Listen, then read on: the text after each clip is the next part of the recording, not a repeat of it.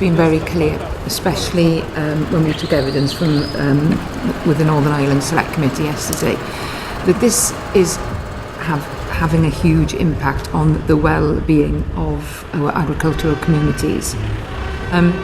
I was just wondering what measures you have noticed. What have you noticed about the concerns of farmers and the increase in the concerns? Is it impacted on their mental health? Tom? I mean, it's very clear. The examples that I'm being sent through are often from what I would say middle-aged farmers concerned about their parents or parent that doesn't believe they have 7 years able to plan, and the awful, unacceptable position that those individuals have been put in. Because somebody said earlier on they haven't taken advice. That's completely wrong. A lot of these people have spent the very best money on tax planning advice, and until the Chancellor sat down, the correct advice was to keep the farm until death. Now they don't have any way to plan through that, and yet they've given everything to producing the food for this country in that period post-Second World War. They really deserve a lot more respect than they have been given by the changes that are proposed. And I am going to talk about the most severe human impacts which we believe could end up being triggered by this, which is that those people who genuinely are either in ill health or don't believe that they are going to be able to live for 7 years may well decide that they shouldn't be here on April 26th. Now, no policy should ever be published that has that unintended side effect. Now, what I'm being told by some people is, well, money doesn't trigger this, and I may agree with them that money doesn't trigger it, but it's not money. This is a lifetime of work. It's the heritage.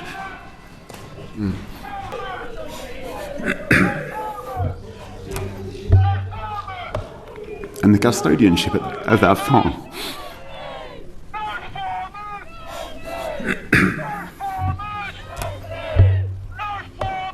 And the custodianship of that farm.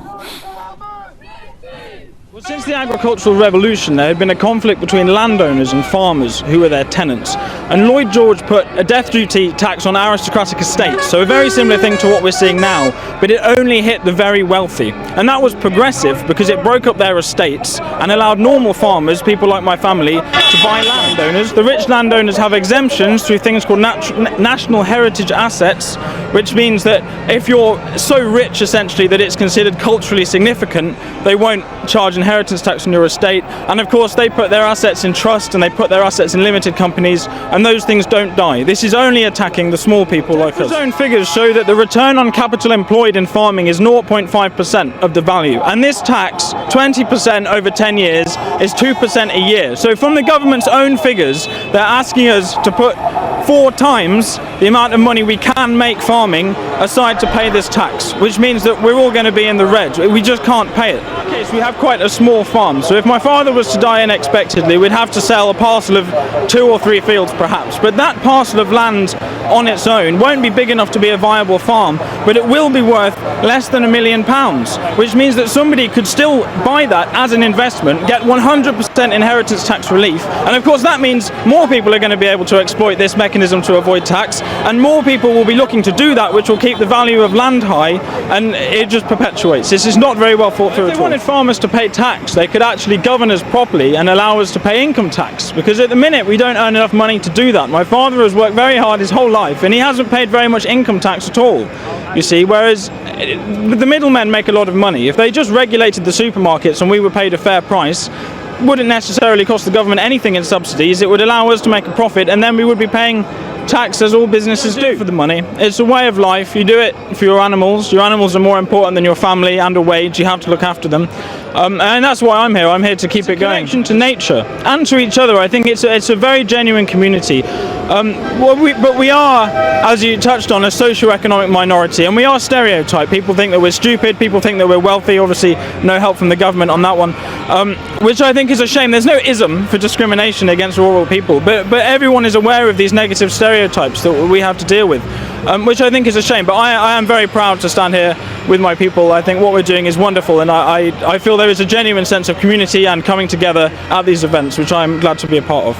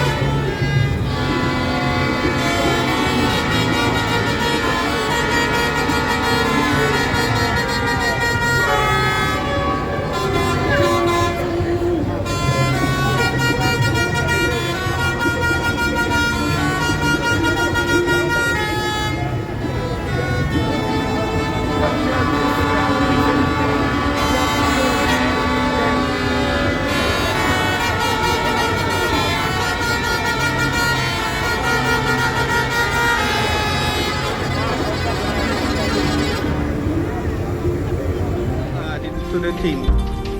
People are not subscribed. Please subscribe.